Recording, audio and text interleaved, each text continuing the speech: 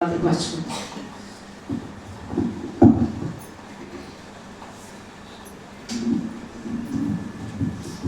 స్తోత్రం. హల్లెలూయా. దేవుని నామానికి మహిమ కలుగును గాక.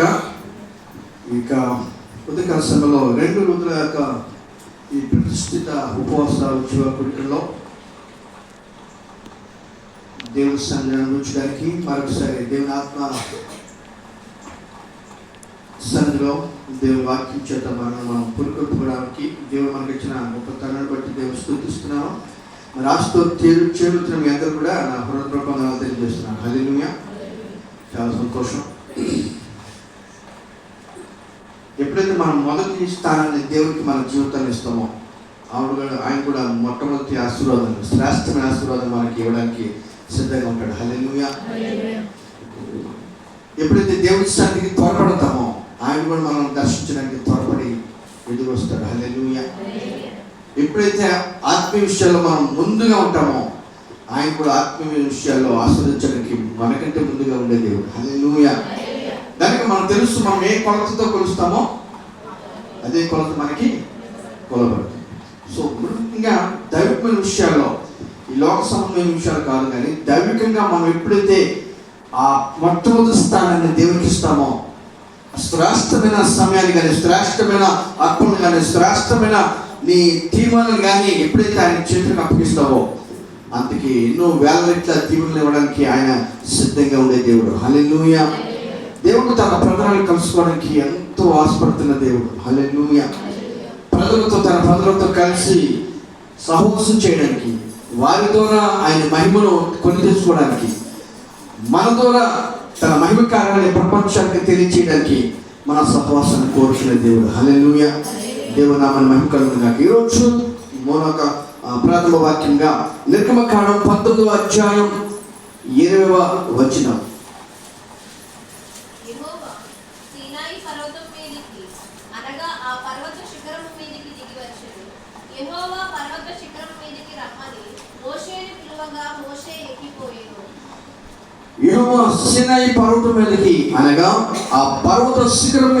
వచ్చెను. యెహోవా పర్వత శిఖరం మీదకి రమ్మని మోషేను పిలువగా మోషే ఎక్కిపోయెను. హల్లెలూయా. దేవుని నామానికి మహిమ కలుగును గాక. అత్యున్నత సింహాసనాసన దేవుడు తన ప్రజలను దర్శించడానికి, తన ప్రజలకు ఆధ్యాత్మిక విలువలతో కూడిన జీవితాన్ని నేర్పించడానికి, ఏవైతే ఆజ్ఞలు ఉన్నాయో వాటిని పాటించమని చెప్పడానికి, తన క్రమంలో తన స్వచ్ఛాయుతులైన తన రక్తం పెట్టి కొనబడిన జనులను నడిపించడానికి ఒక మంచి నియమాలను, కట్టడలను, ఆజ్ఞలను వివరించడానికి తన సేవకుడిని ఎక్కి ఆ మోషను పర్వతం ఎక్కి రమ్మంటూ ఉన్నాడు. హల్లెలూయా. రమ్మనకన్నా ముందే ఆయనే దిగి వచ్చినట్టుగా మనం చూస్తున్నాం. యెహోవా సీనాయి పర్వతం మీదకి అనగా ఆ పర్వత శిఖరం మీదకి దిగి వచ్చెను. హల్లెలూయా. మొట్టమొదటిగా తన ప్రజలను కలుసుకోవడానికి, తన దాసులను దర్శించడానికి ఆయనే ముందుగా ఏం చేశాడంట? ఒకసారి ఆలోచన చేయండి. ఎక్కడున్నాడు ఆయన? అసలు ఎవరు సమీపింపరానటువంటి తేజస్సులో అమరత్వం కలిగిన వాడే ఆయన మాత్రమే కోట్ల కొలది దూతలతో పరిశుద్ధుడు పరిశుద్ధుడు పరిశుద్ధుడు అని పొగడబడుతున్న అత్యున్నత సింహాసనాసనుడైన దేవుడు అసలు ఏమాత్రం యోగ్యత అర్హత లేని ప్రజలను కలుసుకోవడానికి మొట్టమొదటిగా ఆయనే తన మహిమనంతా విడిచిపెట్టి మనుషులు కలుసుకోవడానికి పర్వతం మీద దిగి వచ్చేసాడంట. హల్లెలూయా. చూసారు ఎంత ప్రేమ లేకపోతే ఆయన తనకున్న సర్వస్వాన్ని విడిచిపెట్టి మన వద్దకు రావడానికి, మనల్ని కలుసుకోవడానికి ఇష్టపడతా ఉన్నాడు. హల్లెలూయా. దేవుని నామమునకు మహిమ కలుగును గాక. ఈ 2 దినాల్లో ఆయన సన్నిధికి ఇక్కడ కలగబోతా ఉన్నాడు. ఆయన మహిమతో మన మధ్య సంచరించబోతున్నాడు. ఆయన చిత్తం మీద నీకు బయలుపరచబోతున్నాడు. నీ జీవితంలో ఆయన ఉద్దేశం ఏదో నీకు బయలుపరచబోతున్నాడు. నీ జీవితంలో ఆయనకున్న ప్రణాళిక ఏదో నీకు బయలుపరచబోతున్నాడు. సో ఆ గుండె చప్పుడు వినడానికి, దేవుని చిత్తానుసారంగా అడుగులు వేయడానికి నువ్వు కనుక ఆ రోజు మోషేలాగా ఎక్కి ఆయన సన్నిధి కలుసుకోవడానికి నువ్వు రాగలిగితే అంతకన్నా శ్రేష్టమైన సమయం నీ జీవితంలో మరొకటి ఉండదు. హల్లెలూయా. హల్లెలూయా.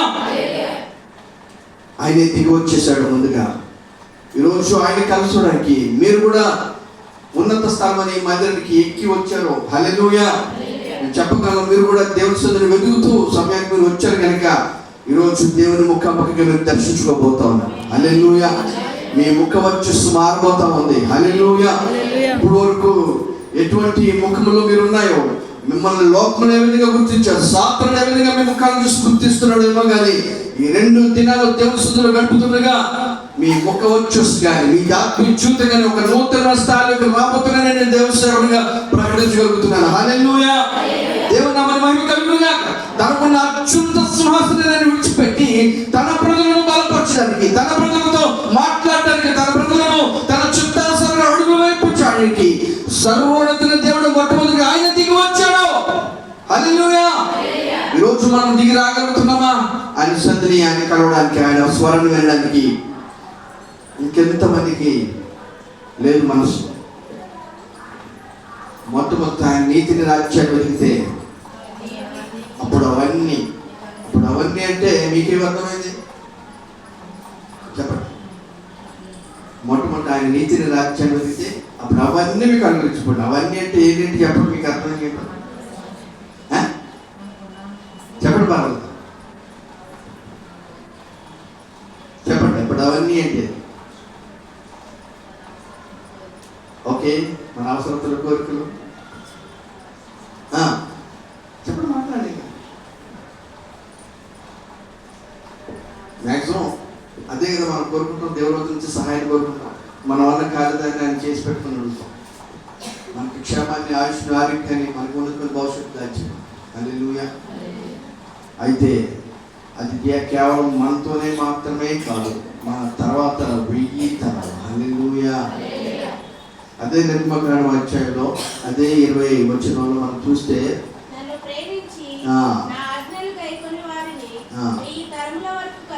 స్తోత్రం. హల్లెలూయా.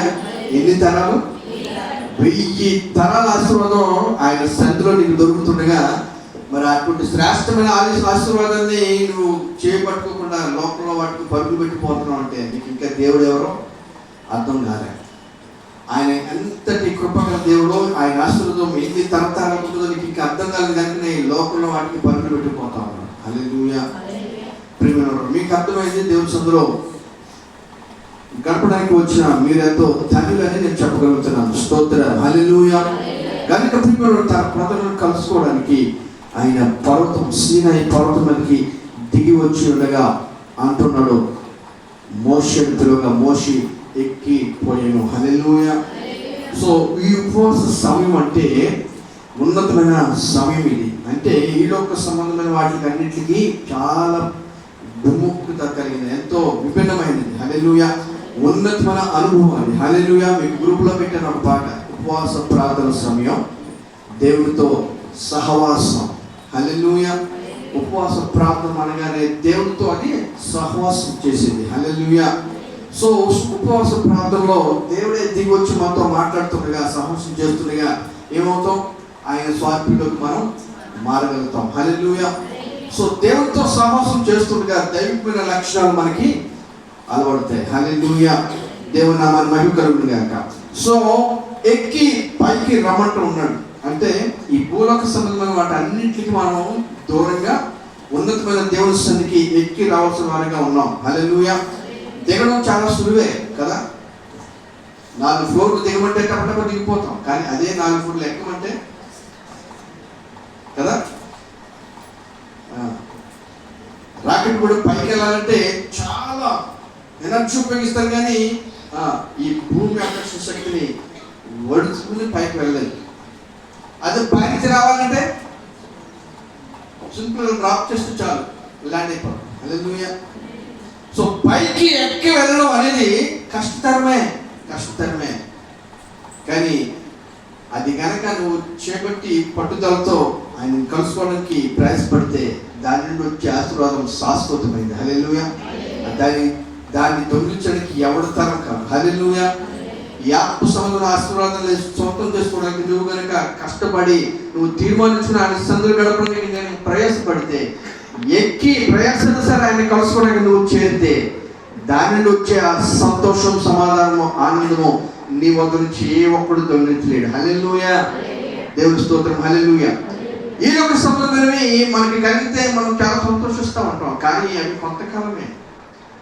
కొంతకాలమే అపరిమితమైన సంతోషం, అది పరిమితమైన సంతోషం, అది ఆనందం పరిమితమైందే. సో దేవుడే కనుక నేను ఆశీర్వదిస్తే, దైవుడి సంబంధమైన ఆశీర్వాదంతో దేవుడే కనుక నేను నింపితే, ప్రతిరోజు నీకు పండగ, ప్రతిరోజు ఆనందమే, ప్రతిరోజు ప్రతి పరిస్థితుల్లో ప్రతి స్థలంలో నువ్వెంతో నిండుగా సమాధానంగా ఎంతో ఆనందంగా ఏమాత్రం చింత కలత లేకుండా ధైర్యంగా ఉంటావు. హల్లెలూయా. సో అటువంటి శాశ్వతమైన ఆనందాన్ని మనం ఎక్కడ పొందగలమంటే ఆయన వద్ద మాత్రమే, ఆయన సన్నిధిలో మాత్రమే, ఆయనతో సహవాసం చేసినప్పుడు మాత్రమే. హల్లెలూయా. కనుక ఆ రోజు మోషే ఉన్నతమైన శిఖరానికి ఎక్కి వెళ్ళాడు. హల్లెలూయా. ఈరోజు చాలా మంది సేవకులు చాలా మంది వెళ్తూ ఉన్నారు, అదే సేనే పర్వతం మీదకి వెళ్ళి వస్తూ ఉన్నారు. చెప్పారు, ఒక బ్యాచ్ 120 మంది బయలుదేరారట ఇజ్రాయేల్ ఉన్న అదే సేనే పర్వతం మీదకి. ఏ పర్వతం మీదకి దిగి వచ్చి దేవుడు మాట్లాడాడు, అగ్ని జ్వాలలో మోషేకు ప్రత్యక్షమయ్యాడు, మండుచున్న పొదలోంచి ప్రత్యక్షమయ్యాడు. ఆ పర్వతం ఒకటే నల్లగా మాడిపోయి ఉందంట. మిగతా పర్వతాలన్నీ బంగారు వర్షంలో వేరే రంగులు ఉన్నాయంట. కానీ ఏ సర్వశక్తి దేవుడే ఆ పర్వతం మీద దిగి వచ్చిన ఆ పర్వతం ఇప్పటికీ నల్లగా అగ్నితో కాల్చబడి నల్లగా ఉందంట. హల్లెలూయా. అక్కడికి ఎక్కడానికి 120 మంది బయలుదేరితే మధ్య వరకు ఒక 40 మంది మాత్రమే వెళ్ళగలిగారంట. మీతో డ్రాప్ అయిపోయారు. అసలు ప్రారంభంలోనే దాన్ని చూసే అయ్యి బాబాయ్ మా వల్ల కాదు మేము ఎక్కలేము అని హోటల్లోనే చాలా మంది ఉండిపోయారంట. ఒక 40 మంది మధ్య వరకు వెళ్ళారంట. ఇంకా కొంత దూరము ఒక 20 మంది మాత్రమే వెళ్ళగలిగారంట. ఆ చివరి వరకు చాలా కష్టంగా ఒక 10-15 మంది చేరుకోగలిగారంట. కారణం ఏంటంటే వాళ్ళలో ఉన్న పట్టుదల. ఏమైనా సరే సర్వశక్తిలో దేవుడు దిగి వచ్చి మోషేను తన ప్రజలను పలకరించిన పర్వతం మీద మేము అడుగు పెట్టాలి, ఆ స్థలాన్ని మేము కూడా చూడాలి, ఆ దేవుని సన్నిధిని మేము కూడా అనుభవించాలని ఒక దేవుని పట్టుదల కలిగిన ఒక 10 మంది మాత్రం 120 మందిలో 10 మంది మాత్రమే శిఖరం అంచుకు వాళ్ళకి వెళ్ళారు. అక్కడ దేవుడు వారిని దర్శించాడు. హల్లెలూయా. చాలా మంది అంత దేశాలుగా విడిచిపెట్టి అక్కడికే వెళ్ళారు, కానీ హోటల్ రూమ్కి పరిమితం అయిపోయారు. అసలైన ప్రదేశాన్ని వారు దర్శించలేకపోయారు. కొంతమంది ప్రయాణించారు కానీ ఎక్కలేక సగం దూరంలో నిష్క్రమించిన వారు ఎంతోమంది. కొద్ది మంది మాత్రమే ఉన్నత స్థలానికి చేరారు. ఈరోజు మీ గుంపు కూడా అలాగే కనిపిస్తూ ఉంది. ఎంతోమంది ఉన్నారు. ఉపవాస ప్రార్థన అందుకని నీరసం అయిపోయి అయ్యి బాబు ఇప్పుడు అవసరం అంటారా అని ముందే డ్రాప్ అయిపోయి ఇంటి దగ్గర సర్కిల్ పడినారు. కొంతమంది అయితే సగం దూరం వరకు వచ్చి అంటే ఆశ అయితే ఉంది, కానీ ఏదో ఉంది పాట, ఆశ అయితే ఉంది కానీ ఎందుకు అందుకోలేకపోతున్నాం? అదే ఆశ, సగం ఆశ. నిజంగా ఆశ ఉంటే ఏమవుద్ది? పై వరకు ఏమైనా అందు తేలాలి అనేది ఆశ ఉంది కానీ అందులేకపోతున్నాడంటే అసలు ఏదో మెలుకుంది అక్కడ. అంటే సంపూర్ణమైన విజేత కాదు. హల్లెలూయా. ప్రియమైన అక్కడికి వెళ్తారంట. అక్కడ ఉన్న 10 మందికి ప్రార్థనలో కనిపెడుతుంటే జూలున్న సింహం తల కనిపిస్తుంది. తెల్లని జూలున్న సింహం తల, ఎంత పెద్ద తల సింహం కనిపిస్తుంది. అందరికి ఒకే దర్శనం. హల్లెలూయా. ఆ పర్వతం మీద అసలు చిన్న జీవి ఉండదు, ఏ పక్షి కానీ జంతువు కానీ ఉండదు. తెల్లని సింహం కనిపిస్తూ ఉందంట. అది అలా కనిపించి ఒక్కసారి అలా మామైపోయింది. ఆ దర్శనం చూసి గొప్ప అనుభవం దైవజనులు సాష్టాన్ని పడిపోయారంట. హల్లెలూయా. ఇద్దరు దైవజనులు ఎవరంటే భుజాల పట్ల బలపరుచుకునే వాళ్ళు ఎవరంటే జాషువా పట్టారు గారు, నెడుదోలో రవి విన్సెంట్, తెలుసు కదా. వాళ్ళిద్దరు మరి ముఖ్యంగా గొప్ప దర్శనాన్ని చాలా సమీపంగా తాడుకుని కూడా రవి విన్సెంట్, జాషువా పట్టారు గారు ఆత్మీయులు. ఆ తెల్లని సింహం ఎంత పెద్ద చూలతో కనిపించిందంట. అందరికీ అదే 10 మంది ప్రార్థనలు ఎవరైతే ఉత్సాహంగా పట్టుదలతో శిఖరానికి చేరి ఆ దేవుని సన్నిధిలో గడపాలని తీర్మానం ఎవరు తీసుకున్నారో వారందరికీ అందరికీ ఒకే సింహం. ఎవరేమిటారు ఆ సింహం? యోధా గోత్రపు కొదవ సింహం. హల్లెలూయా. తెల్లని సింహం ప్రపంచంలో ఎక్కడ కనిపిస్తుంది మనకి. పలుకున్న కొండ శిఖరం మీద ఏ సింహం కూడా అంత ఎక్కడ ఎక్కలేదు, జీవించి ఉండలేదు. హల్లెలూయా. తన ప్రజలను దర్శించడానికి కొద్దిమ సింహంగా దర్శనం ఇచ్చాడు. హల్లెలూయా. ఈరోజు ఈ ఉపవాస కొడుకులను పట్టుదలతో కనుక ఉంటే, ఆయన దర్శించిన ఒక తీవ్రమైన కొడుకుతో నువ్వు సమయాన్ని గడిపితే, నీకు నీ 2 దినాల సమయాన్ని నువ్వు కనుక సద్వినియోగం చేసుకోగలిగితే, నిన్ను కూడా వ్యక్తిగతంగా దర్శించబోతా ఉన్నాడు. హల్లెలూయా. నిన్ను కూడా ఆయన చేపట్టి నడిపించబోతున్నాడు. నిన్ను కూడా తన ఆత్మతో ముద్రించబోతా ఉన్నాడు. ఈ అంచె దినాల్లో నేను ఒక నునుపుడు మాలుగా కొయ్యగా ఆయన మార్చబోతా ఉన్నాడు. హల్లెలూయా. దేవుని నామాన్ని మహిమ కలుగును గాక. ప్రియమైన దేవుని సన్నిధికి వచ్చిన మనము ఏ విధంగా మనమే మంచి పేరు పెట్టడం ఏంటిది? రీబిల్డ్ అంటే తిరిగి మరలా కట్టుకుందాం. మన జీవితాన్ని మరొకసారి కట్టుకుందాం. హల్లెలూయా. డీఫ్రాగ్మెంటేషన్ అంటారు కంప్యూటర్లో. డీఫ్రాగ్మెంట్ చేసావు హార్డ్ డిస్క్ ఎప్పుడైనా? డీఫ్రాగ్మెంట్ అంటే హార్డ్ డిస్క్లో ఈ సిస్టమ్ డేటా అంతా ర్యాండమ్గా వేరే సెక్టర్స్లో అది సేవ్ అయిపోతుంది. సో డీప్ ఫ్రాగ్మెంట్ అని ఒక కమెంట్ ఉంటుంది కంప్యూటర్స్లో, ల్యాప్టాప్లో కానీ హార్డ్ డిస్క్లో వీటిలో కానీ. సో దాన్ని అప్లై చేస్తే ఏమవుతుందండి, ఎక్కడెక్కడో విసిరివేయబడిన సమాచారం అంతా కూడా చాలా చక్కగా ప్లేర్ చేస్తుంది, గ్యాప్స్ లాగా ప్లేర్ చేస్తుంది. ఇంకా నూతనమైన డేటా అనువుగా అంతా ఉండడానికి స్పేస్ సిద్ధపరుస్తుంది అనమాట. హల్లెలూయా. ఈరోజు మన జీవితంలో అక్కడక్కడ ఆశీర్వాదాలు ఉన్నాయేమో, ఇంకా చాలా గ్యాప్స్ ఉన్నాయేమో, దేవుని వాగ్దానాలు నెరవేరకుండా చాలా ఖాళీ మన జీవితంలో ఉన్నాయేమో, దేవుని జీవితంలో చేయాలనుకున్న ఎన్నెన్నో ప్రణాళికలు కార్యకాలంగా దూరంగా ఉన్నాయేమో, అవన్నింటినీ చక్కగా క్రమపరిచి ఉండడానికి నువ్వేం చేయాలంటే నీ హృదయాన్ని చక్కని ప్లాట్ఫామ్గా సిద్ధపరచుకోవాలి. హల్లెలూయా. ఆయన ఆశీర్వాదాన్ని, ఆయన ఆత్మాభిషేకాన్ని పొందడానికి నీ జీవితం అనే ఈ హృదయం అనే బలిపీఠాన్ని నువ్వేం చేయాలంటే సరి చేయబడాలి. హల్లెలూయా. ఒకసారి కనుక దాన్ని సరి చేసుకుంటే దాని వెనుక మహిమతో దిగి వచ్చి నిన్ను ముఖాముఖిగా కలుసుకుని కరుణపీఠగా నువ్వు మార్చబడాలి. హల్లెలూయా. మంచం మీద 2 కెరూబులు ఎదురుగా నిలుచుతూ ఉండగా ఆ మధ్యలోకి ఆయన మహిమతో దిగి వచ్చి దర్శించినట్టుగా 20 దినాలు దేవుని సన్నిధిలో నువ్వు గడుపుతుండగా, నీకు నీవుగా ప్రశంసించుకుంటుండగా, పట్టుదలతో ప్రార్థన చేస్తుండగా నిన్ను దర్శించి తన స్వార్థంలోకి మార్చి నీ ద్వారా ఆయన మహిమ పొందాలని ఆయన ఆశపడుతున్నాడు. గుర్తుపెట్టుకుని ఆయన దిగి వచ్చి ఉన్నాడు. హల్లెలూయా. మనకంటే ముందు దిగి వచ్చి ఉన్నాడు నిన్ను నన్ను ప్రత్యేకంగా పర్సనల్గా కలుసుకోవడానికి. హల్లెలూయా. కనుక ఆయన్ని కలుసుకునే సమయంలో మనం చేయవలసింది రీబిల్డ్. హల్లెలూయా. మన జీవితాన్ని కట్టుకుందాం, మన ఆత్మీయ జీవితాన్ని కట్టుకుందాం. ఎక్కడైతే వెనుకంజ వేసామో వాటి విషయాల్లో మనం దేవుని కొరకు మొట్టమొదటిగా తిరిగి మనం కట్టుకోవాల్సింది ఏంటంటే మన పిలుపు. హల్లెలూయా. మనం పిలిచాడు లోకంలో నుంచి మనము ప్రత్యేకంగా పిలిచాడు. లోకంలో పాపంలో శాపంలో కొట్టిపడుతున్న మనను పరిశుద్ధమైన పిలుతో మనల్ని పిలిచాడు. ఆ పిలుపులోనే ఉన్నామా, లేకపోతే మరలా వెనక్కి వెళ్ళిపోతున్నామా, జారిపోతున్నామా, అడుగులు తడబడిపోతున్నాయా? ఆయన పిలిచిన పరిశుద్ధమైన పిలుపు తగ్గట్టుగా మన జీవితం ఉందా, లేకపోతే సరి తీసుకోవడానికి ఇది మంచి అవకాశం. హల్లెలూయా. మనమే సరి తీసుకోవాలి. మన జీవితాన్ని గురించి బయట ఎంతమంది గొప్ప గొప్ప దైవజనులను పోషించి ప్రార్థన చేసిన, నీ నెత్తి మీద నూనె పోసి అభిషేకించిన, వారిని నెత్తి మీద చేయి పెట్టిన నీతో మార్పు కాదు, అది నీలోంచే రావాలి. హల్లెలూయా. నీ కట్లు నువ్వే తెచ్చుకోవాలి. హల్లెలూయా. నీ బలహీనతలో నీకే తెలుసు, నువ్వు ఎక్కడ వీక్గా ఉన్నావో నీకు తెలుసు. హల్లెలూయా. గనుక ప్రియమైన నీ వ్యక్తిగత సమర్పణ బట్టి నీ ఆత్మీయ జీవితం కట్టబడబోతా ఉంది. నీ వ్యక్తిగత సమర్పణ, నీ వ్యక్తిగత పట్టుదల, నీ వ్యక్తిగత నిర్ణయం మీద నీ ఆత్మీయ జీవితము పునాది బహుబలంగా ఆయన వేయబోతా ఉన్నాడు. కనుక మొట్టమొదటిగా మన పిలుపుని గురించి ఒకసారి స్థిర నిర్ణయం తీసుకుందాం. ఏ పిలుపుతో మనం పిలువబడ్డాం, ఆ పిలుపుని కలిగి జీవిస్తూ ఉన్నామా, మళ్ళా లోకాన్ని బట్టి, లోక స్నేహితులను బట్టి, ప్రపంచంలో పరిస్థితులను బట్టి రాజీ పడిపోతూ ఉన్నామా?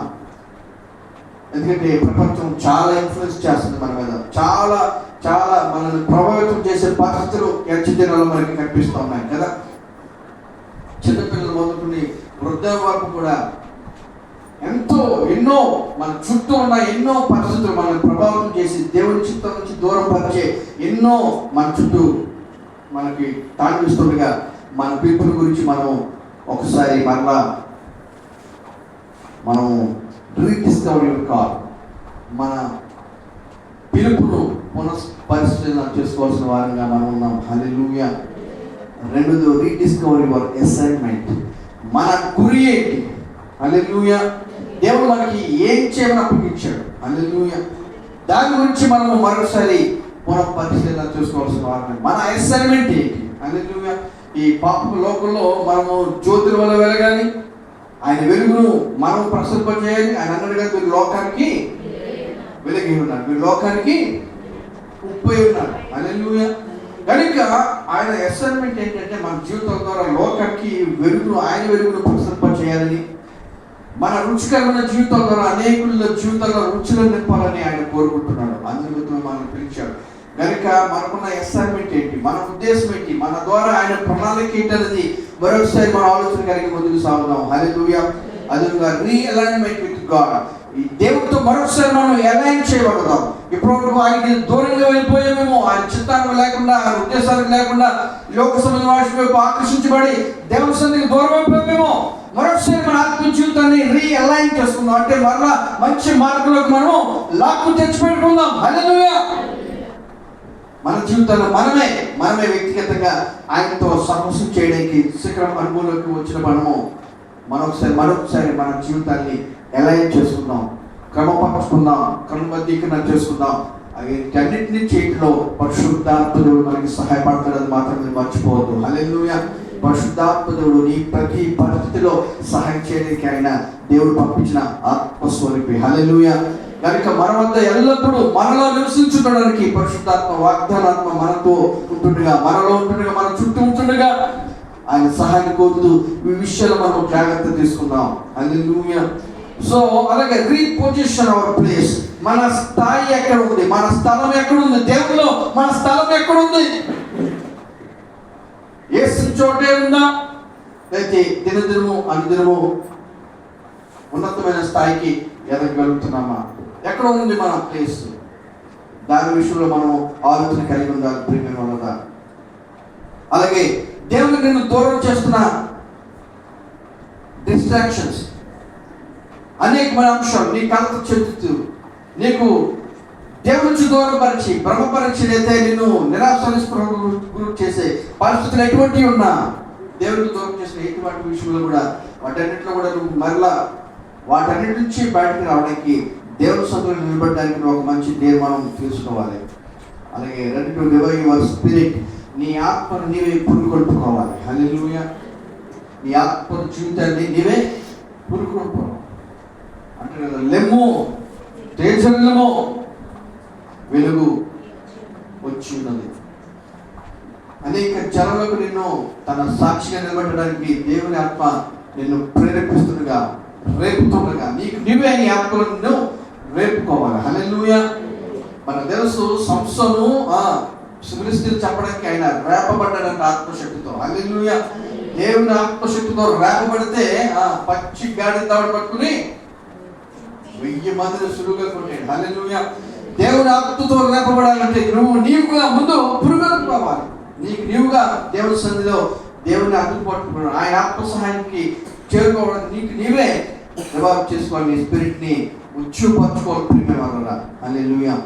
అలాగే రీఆర్గనైజ్ యువర్ సెల్ఫ్. ఒక క్రమ పద్ధతిలో లేకుండా ఉందా నీ ఆత్మీయ జీవితం? ఒక క్రమం లేదా, ఒక పద్ధతి లేదా? ఒక క్రమాన్ని అలవాటు చేయడానికి యవనస్తులకి ఒక ప్లాన్ ఇచ్చాం. Care plan. ఎంతమంది స్టార్ట్ చేశారు ఆ ప్లాన్? ఒకసారి మీ సొంతంగా చేతులు చూపిస్తారా? చేతులు పైకెత్తి. హలో, ఎంతమంది తీసుకున్నారు రియల్ ప్లాన్? 3. నెక్స్ట్ ఎవరు పక్కన పెట్టారా? దాన్ని మనసు పెట్టి బైబిల్ కవర్లో భద్రంగా ఇచ్చింది ఎందుకు? ఇచ్చింది ఎందుకు? 365 రోజులు చక్కగా ఏ రోజు ఆ రోజు ప్లాన్ చేసి టిక్ పెడితే వచ్చే సంవత్సరం మీరు ఏ రోజు ప్రారంభిస్తారో ఆ రోజుకి అయిపోతుందని చెప్పి ఆల్రెడీ త్వరపడి ప్రారంభించారు. అది మీకు ఇంకేదో ముహూర్తం ఉన్నట్టుంది. బైబిల్ చదవడం ప్రారంభించడానికి ముహూర్తం కావాలా? సో ప్రారంభించాను. రీఆర్గనైజ్ యువర్ లైఫ్ అంటే మన జీవితాన్ని ఒక క్రమమైన పద్ధతిలో నడిపించుకోవడానికి, మరి ముఖ్యంగా మన వ్యక్తిగత ప్రార్థన జీవితం, ఆత్మ జీవితాన్ని క్రమబద్ధీకరించుకోవడంలో బైబిల్ పఠనం చాలా చాలా ప్రాధాన్యత కలిగి ఉంది. హల్లెలూయా. సో వ్యక్తిగతంగా ప్రతి ఎవరి బిడ్డకు ప్రార్థన సమయం ఉండాలి, వాక్య ధ్యానం ఉండాలి. హల్లెలూయా. దానికి వాక్యం చదవాలి. వాక్యం చదివిన దాంట్లో దేవుడు మీతో మాట్లాడుతుండగా, ఆ వాక్యం ద్వారా మీతో మాట్లాడుతుండగా, ప్రార్థన ద్వారా మీరు ఆయనతో మాట్లాడాలి. మీకు కమ్యూనికేషన్ ఉండాలి. ఇప్పుడు కమ్యూనికేషన్ లేకుండా వన్ వే చేస్తూ ఉంటారు. అందరూ విశ్వాసాలుగా మధురంగా వచ్చి మోకరించి ఎవరో వన్ వే పాడి మొత్తం డిమాండ్ లిస్ట్ అంతా చదివేసి అవన్నీ వెళ్ళిపోతూ ఉంటారు. అది కాదు కదా కమ్యూనికేషన్ అంటే. హలో అంటే అటువైపు కూడా అంతేగాని హలో అయితే ఈరోజు ఇక్కడ ఈ సెంటర్ నుండి వచ్చే తర్వాత మనం అడిగేద్దాం చెప్పి అటువైపు ఆన్ లేదు మూవ్ లేదు. నువ్వు ఫోన్ పెట్టావనుకో, ఆ ఫోన్ ఎత్తుడు ఏమనుకుంటాను నేను అంత ఒకవైపు మాట్లాడేసి నువ్వు చెప్పాలనుకుని ఏదో చెప్పేసి అంటే ఇప్పుడు ఆన్నాడో ఊన్నాడో అసలు విన్నాడో లేదో కూడా తెలియకుండా నువ్వు ఫోన్ పెట్టేసి ఖుషి అయిపోతున్నావు అనుకో, ఏమంటారు నిన్ను? సో ఒకసారి రీఆర్గనైజ్ అవర్ స్పిరిచువల్ లైఫ్. మరొకసారి మన ఆత్మీయ జీవితాన్ని క్రమబద్ధీకరించుకుందాం. ఒక క్రమం లేకుండా, ఒక పద్ధతి లేకుండా ఏదో ఇది భక్తి అనుకుని మనం చేస్తూ వెళ్ళిపోతున్నామేమో. కాదు, ఒక మంచి క్రమబద్ధమైన మేలుకరమైన గాడిలో మన జీవితాన్ని పెట్టుకోవడానికి ఈ 2 దినాలను ఉపయోగించుకుందాం. హల్లెలూయా, హల్లెలూయా. దేవుడే శిఖరం మీదకి దిగి వచ్చి నిన్ను రమ్మంటూ ఉన్నాడు నీతో సహవాసం చేయడానికి. నువ్వు కనుక ఎక్కి ప్రయాసపడి ఆయన సన్నిధిని కలుసుకోగలిగితే, ఈ విషయాలను నువ్వు జాగ్రత్త తీసుకుని ఉంటే ఆయన నిన్ను ఉద్యోగపరచడానికి ఆయన ఇష్టపడుతున్నాడు. హల్లెలూయా. అలాగే restoration with the help of holy spirit, పరిశుద్ధాత్మ సహాయంతో నీకు నువ్వు రిస్టోరేషన్, కోల్పోయినవన్నీ కూడా తిరిగి నువ్వు పొందుకోవడానికి. ఒకప్పుడు నువ్వు ఆత్మలో రెగ్యులర్ వ్యక్తివేనేమో, చాలా పరిస్థితికి వచ్చేసావేమో. ఒకవేళ ఆత్మ వరంతో యాక్టివ్గా పనిచేస్తున్న వ్యక్తివేనేమో, పరిశుద్ధాత్మ నడుపులో అడుగు వేస్తున్న వ్యక్తివేనేమో, దేవ చిత్తానుసారంగా నడుచుకుంటూ దేవ చిత్తమైన ఆలోచనతో కదిలిన మెదిలిన వ్యక్తివేనేమో. ఒకవేళ వాటిలోంచి నువ్వు తొలగపోతే మరొకసారి రెస్టోరేషన్, కోల్పోయిన దాన్ని మరలా నువ్వు తిరిగి పొందుకోవడానికి గొప్ప తరుణమే ఈ ఉపవాస ఉద్యోగుల కూడికలు. హల్లెలూయా. వీటన్నిటిని బట్టి మన ఆత్మీయ జీవితాన్ని రీబిల్డ్ చేసుకుందాం, తిరిగి కడదాం. హల్లెలూయా. దేవుని నామానికి మహిమ కలుగును గాక. ప్రియమైన గనుక మన వ్యక్తిగత జీవితం గురించి ఎవరికి వాళ్ళమే. ఇక్కడ ఎవరు మరి చిన్న పిల్లలకు తప్పించి 10 years దాటిన వాళ్ళు ప్రతి వారికి కూడా ఈ క్రమాన్ని అలవాటు చేసుకుంటే చాలా మంచిది. తర్వాత వీలైతే ఆదివారం మెసేజ్ తర్వాత మీకు నేను బాప్టిజం ఇవ్వడానికి కూడా సిద్ధంగా ఉన్నాను. హల్లెలూయా. బాప్టిజం ఇవ్వడానికి సిద్ధంగా ఉన్నాను. 10 సంవత్సరాలు నిండిన వారు, వాక్యం అర్థం అవుతున్న వారు, పాపం అంటే ఏంటో అర్థం అవుతున్న వారు, వాక్యం అర్థమై బాబోయ్ ఈ సమయంలో నేను మరణిస్తే అగ్ని నరకానికి వెళ్ళిపోతానని అర్థమైన ఏ ఒక్క వ్యక్తికైనా బాప్టిజం ఇవ్వడానికి మేము సిద్ధంగా ఉన్నాం. కనుక తప్పకుండా సిద్ధపడిన ఈ 2 దినాల్లో మీ జీవితాన్ని దేవుడికి సమర్పించండి. యవ్వన కాలంలో కాడి బయట వేరు, బాల్య దినములందే సృష్టికర్తను స్మరణ తెలుసుకుంటే కూడా ఎంతో మేలు. హల్లెలూయా. కనుక బాప్తిజం అసలే వాయిదా వేయదు. దేవుణ్ణి నమ్మడానికి, ఆయన రక్షణ అంగీకరించడానికి ఏమాత్రం కూడా వాయిదా వేయదు. ప్రేమ మనమే కట్టుకుందాం. కట్టుకుంటూ పరిశుద్ధాత్మ దేవుడు మనకి సహాయం దయచేయగాక. ఒకసారి మీ గ్రూప్లో పెట్టిన పాట కూడా చూడండి. ఉపవాస ప్రార్థన సమయం మన దేవునితో సహవాసం అనే పాట రాయడం జరిగింది. ఇంతమంది మీకు ఇక్కడ పాడారు ఎప్పుడైనా గుర్తుందా? గుర్తు లేకపోతే ఒకసారి ఈ ప్రత్యేకమైన ఉపవాస కొడుకులో దాని గురించి మనం నేర్చుకుందాం. ఆ గ్రూప్లో చేసి చూడండి. ఉపవాస ప్రార్థన సమయం మన దేవునితో సహవాసం. హల్లెలూయా.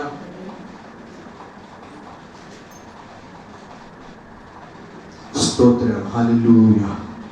దేవుని నామానికి మహిమ కలుగును గాక. హల్లెలూయా. స్తోత్రం.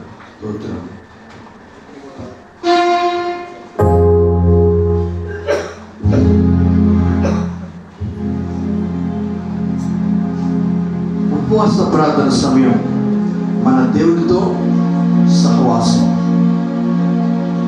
దేవునితో సహవాసం చేసి వచ్చే మేలేంటో ఆ కింద వచ్చిన రాశ కల్మషరహిత హృదయం ఉపవాస ప్రార్థన ఫలితం. కల్మషమైన మన హృదయాన్ని ఆయన సన్నిధిలో సమర్పించి ఆయన చిత్తానుసారంగా మనం అడుగులు వేస్తుండగా మన హృదయంలో ఉన్న ప్రతి కల్మషాన్ని, పాపాన్ని దాని నుంచి తొలగించి తన సహవాసం చేస్తుండగా తన దేవునితో నింపే గొప్ప సమయమే ఈ ఉపవాస ప్రార్థన సమయం. హల్లెలూయా. మోషే దేవుని సన్నిధికి ఎక్కి వెళ్ళి 40 దినాలు ఆయన సందులో గడుపుతుండగా దేవాతి దేవుని మహిమతో ఆయన ముఖవర్చస్సు నిండిందని మన వాక్యం సెలవిస్తా ఉంది. ఆయన 40 దినాలు దేవునితో సహవాసం చేసి కిందకి దిగి వస్తుంది. ఇశ్రాయేలు ప్రజలు ఆయన ముఖాన్ని చూడలేకపోయారు. కారణం, దేవుడు ఏ మహిమతో అయితే అక్కడ పర్వతానికి దిగి వచ్చాడో అదే మహిమతో మోషే ముఖం నింపబడింది. ఆ వెలుగు మహిమ దేవుని ప్రసన్నతతో కొండ మీద దిగి వస్తుంటే ఇశ్రాయేలు ప్రజలు చూడ వెరచేని అని తెలియజేయబడతా ఉంది. కనుక దేవుని సన్నిధిలో గడిపితే అదిగో అటువంటి ముఖ వర్చస్సు, దేవుని మహిమ, దేవుని వెలుగు నిన్ను ఆవరించబోతా ఉంది. హల్లెలూయా. నిన్ను చూచిన సాతాను గడగడలాడబోతూ ఉన్నాడు. హల్లెలూయా. నిన్ను చూచిన దురాత్మలు వరకబోతూ ఉన్నాయి. హల్లెలూయా. దేవుని మహిమతో నింపబడ్డానికి ఉపవాస ప్రార్థన సమయం ఎంతగానో సహకరిస్తుంది. రెండోదిగా మోషే తర్వాత క్రొత్త నిబంధనలో యేసుయే మనకు మాదిరిగా ఉండి 40 దినాలు తన పరిచర్యకు ముందే 40 దినాల ఉపవాసాలు చేస్తుండగా శరీరాస్తులు, నేత్రాస్తులు, చూపుడమ్మలను జయించాడు. దుష్టుడు 3 రీతిగా సాతానుడు యేసుని శోధించగా వాక్యం చేత దాన్ని ఎదిరించి సాతాన్ని నోరు మూయించి తన పరిచయం ఆయన ప్రారంభించాడు. ఆయన మనకి మాదిరిని చూపించి వెళ్ళాడు. ప్రియమైన అదే విషయాన్ని ఈ పాటలో నేను క్రోడీకరించి రాయడానికి పరిశుద్ధాత్మ దేవుడు ఎంతగానో సహాయం చేశారు. కనుక ఈ పాటను అందరూ కలిసి పాడదాం. నేను మొత్తం పాట పాడుతున్నా కదా, వెనకాల మిమ్మల్ని రిపీట్ చేయమని కోరుతున్నాను. హల్లెలూయా. ఉపవాస ప్రార్థన సమయం మన దేవునితో సహవాసం. ఉపవాస ప్రార్థన సమయం మన దేవునితో సహవాసం. కల్మషరహిత హృదయం ఉపవాస ప్రార్థన ఫలితం. కల్మషరహిత హృదయం ఉపవాస ప్రార్థన ఫలితం. పట్టుదలతో ప్రార్థిద్దాము, ప్రతిఫలములను పొందెదము. పట్టుదలతో ప్రార్థిద్దాము, ప్రతిఫలములను పొందెదము. ఉపవాస ప్రార్థన సమయం మన దేవునితో సహవాసం. ఉపవాస ప్రార్థన సమయం మన దేవునితో సహవాసం. 40 దినముల ఉపవాసం, 40 దినముల ఉపవాసం. మోషేకు ఉన్నత సమయం 40 దినముల ఉపవాసం. మోషేకు ఉన్నత సమయం దేవుని సముఖములోనున్న మోషే ముఖము ప్రకాశవంతం. దేవుని సముఖములోనున్న మోషే ముఖము ప్రకాశవంతం. ఎన్నటికీ తరగనిది దేవాది దేవుని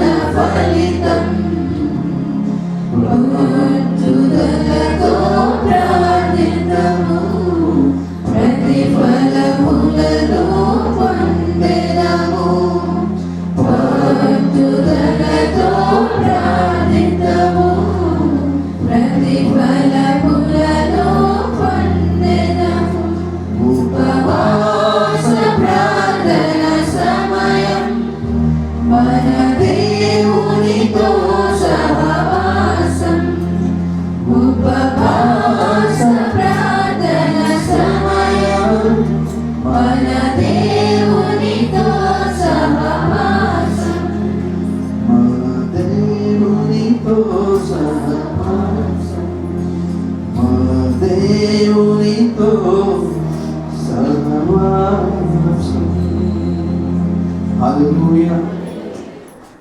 కనుక ప్రియమైన ఆయనతో సహవాసం చేయడానికి వచ్చిన మనము చెప్పబడిన ఈ విషయాలన్నింటిలో మనమే ఎవరు వారమే కొంత సమయం తీసుకుని కళ్ళు మూసుకుని పరిశుద్ధాత్మ సహాయంతో మన జీవితం మనం క్రమబద్ధీకరించుకుందాం. కొంత సమయం మీకు ఇవ్వబడుతూ ఉంది. వ్యక్తిగతంగా ఈరోజు చెప్పడం వాక్యం నుంచి ఎక్కడైతే జారిపోయారో, ఎక్కడైతే నిర్రెగ్యులర్గా ఉందో, ఎక్కడైతే ఒక క్రమం లేకుండా మీ ఆత్మ జీవితం మారిందో, ఎక్కడైతే ఆయన పిలుపును మర్చిపోయామో, ఎక్కడైతే ఆయన చిత్తానికి దూరంగా వెళ్ళిపోయామో, ఎక్కడైతే ఈగలకు సంబంధమైన చింతలతో నింపబడిన తలంపులు కలిగిన వారంగా, నింపబడి ఆయన వాగ్దానాలు మర్చిపోయిన వారంగా, ఆయన వాక్యానికి దూరం పెట్టిన వారంగా ఎక్కడైతే మనం బలహీనమైన స్థితిలో ఉన్నామో మనకే తెలుసు. మన వ్యక్తిగతంగా ఎవరి వైపు చూడద్దు, ఎవరికి వాళ్ళే నిండు హృదయంతో పూర్ణ సమర్పణతో మోకాళ్ళ మీదకి వచ్చి ఆయన సహాయాన్ని కోరుతాం. పరిశుద్ధాత్మ సహాయంతో రీబిల్డ్ అవర్ స్పిరిచువల్ లైఫ్, మన ఆత్మీయ జీవితాన్ని తిరిగి కట్టుకోవడానికి పరిశుద్ధాత్మ సహాయంతో ముందుకు వెళ్దాం. ఎవరితో మాట్లాడుతూ ఏ ఆలోచన నానవద్దు. ఈ నూతన సంవత్సరం దయకటం దేవుడు మనకి ఇచ్చాడు. ఎంతోమంది మనకన్నా యవనస్తులు, మనకన్నా బలవంతులు, మనకన్నా ఆరోగ్యవంతులు, మనకన్నా ఎంతో ఉన్నతమైన స్థితిలో ఉన్నటువంటి వారు ఈ క్షణం ఈ సమయం వారికి ఇవ్వబడలేదు. నిన్ను నన్ను ఎంతగా ప్రేమిస్తున్నాడంటే, ఇదిగో ఎత్తబడే గుంపులో నీవు నేను ఉండాలని, నిన్ను నన్ను ఆయన కలుసుకోవాలని, యుగ యుగాలు నీతో నాతో ఆయన కలిసి ఆయన సందులో ఆనందించాలని, అందుకొరకు నిన్ను ఆయుధపరచడానికి నిన్ను ఆయన దర్శిస్తూ ఉండగా ఒక్కసారి నీ జీవితాన్ని, నీ యవ్వన జీవితాన్ని, నీ విశ్వాస జీవితాన్ని, నీ ప్రార్థన జీవితాన్ని, నీ ఆత్మ జీవితాన్ని మరొకసారి పరిశుద్ధాత్మ సహాయంతో ఒక్కసారి ఆయన పాదం ఎంత పెట్టు. నీ చింత యావత్తు ఆయన మీద వేయి, నీ బరువు బాధ్యతని ఆయన మీద వేయి. నీ ఆత్మలో నువ్వు వర్ధిల్లితే అన్ని విషయాల్లో వర్ధిల్లుతావు. నీ ఆత్మ విషయంలో నువ్వు ఎదుగులేకపోతే ఏ విషయంలో వర్ధిల్లలేవు. మొట్టమొదటిగా నీ ఆత్మ స్థితిని నువ్వు కట్టుకుంటే ఆశీర్వాదాలు వెంటనే నీ మీద కుమరించబడతాయి. నీ ఆత్మ జీవితం, నీ బలిపీఠము సరిగా క్రమబద్ధీకరించబడతాయి. అదిగో ఆశీర్వాదకరమైన దీవెనలు నీ మీద కుమరించబడడానికి ఆయన సిద్ధంగా ఉన్నాడు. ప్రియమైన ఉన్నాడు. నువ్వు అడిగక్కర్లే, ఏడ్చి బాధపడక్కర్లే. నీ జీవితం ఒక మంచి క్రమశిక్షణను నువ్వు పెంచుకోగలిగితే, నీ ఆత్మ జీవితాన్ని పరిశుద్ధాత్మ సహాయంతో నువ్వు కనుక క్రమబద్ధీకరించుకుంటే, రీబిల్డ్ చేసుకుంటే, తిరిగి మరలా ఒక మంచి సహవాసం దేవుడితో నువ్వు కలిగి ఉండడానికి ఒక మంచి నిర్ణయం తీసుకుంటే, నువ్వు వద్దన్న ఆకర్ష ద్వారాలు విప్పి ఆయన కుమరిస్తున్న వాగ్దానాలు ఎన్నో వర్షంగా కుమర్చడానికి వేచి ఉంటున్నాయి. అదిగో ఏదో అడ్డుంది.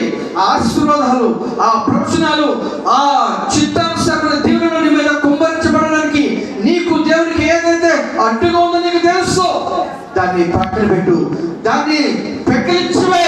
పరిశుద్ధాత్మ సహాయంతో వాటిని కాల్చివే. వాటిని ఏ చిన్న గుర్తు, ఏ చిన్న అవరోధం ఆయన ఆశీర్వాదానికి, ఆయన సన్నిధిని అనుభవించడానికి, ఆయన ప్రసన్నత నింపబడడానికి, ఆ దైవికమైన వెలుగులో నింపబడడానికి ఏ చిన్న అవరోధం నా జీవితంలో ఉండడానికి వీల్లేదు. అందుకొరకే ఈ ప్రత్యేకమైన సమయం లోకస్తులు ఎంతో మందికి లేనిది, ఎంతో మందికి రానిది నీకు అనుకూలపరిచాడు. మర్చిపోకు. ఒక్కసారి సంపూర్ణ విధేయత చూపించు ఆయనకి. నీ సంపూర్ణంగా ఆయన నీ పూర్ణ హృదయంతో, నీ పూర్ణ ఆత్మతో, నీ పూర్ణ బలముతో ఆయన్ని వేడుకో. ఆయనతో మాట్లాడు. వ్యక్తిగతంగా నిన్ను దర్శించడానికి అదిగో ఆయన ముందే పర్వత శిఖరం మీదకి దిగి వచ్చేసాడు. అత్యున్నత సింహాసనాన్ని పక్కన పెట్టేశాడు. కోటగుల దూతల ఆరాధన పక్కన పెట్టేశాడు. నిన్ను వ్యక్తిగతంగా దర్శించి నిన్ను తన చేయి పట్టి నడిపించడానికి, తన చిత్తానుసార బాటలో నిన్ను నడిపించడానికి, నీ జీవితం ద్వారా ఇదిగో ప్రపంచంలో తన మహిమను కనపరచడానికి ఎంతో ఉన్నతమైన ప్రణాళిక నీ పట్ల కలిగి ఉండగా ఆ చిత్తంలోకి నువ్వు రావడానికి ఒక మంచి నిర్ణయం తీసుకో. ఒక మంచి తీర్మానంతో ఆయన సందులో గడుపు. పరిశుద్ధాత్ముడా, నేను కూడా మీ సందులో మోకరించిన ప్రతి బిడ్డను అయమేక్షితులకు అప్పగిస్తున్నాను. పరిశుద్ధాత్ముడా, కార్యం జరిగింది. మరొకసారి తిరిగి కట్టుకోవడానికి ఒక మంచి తీర్మానంతో ఈ నూతన సంవత్సరం వారి ఆత్మీయ జీవితంలో ముందుకు సాగడానికి పరిశుద్ధాత్మడా వీరందరూ చేతులకు అప్పగిస్తున్నాను. మీ కార్యం జరిగించండి. స్తోత్రం.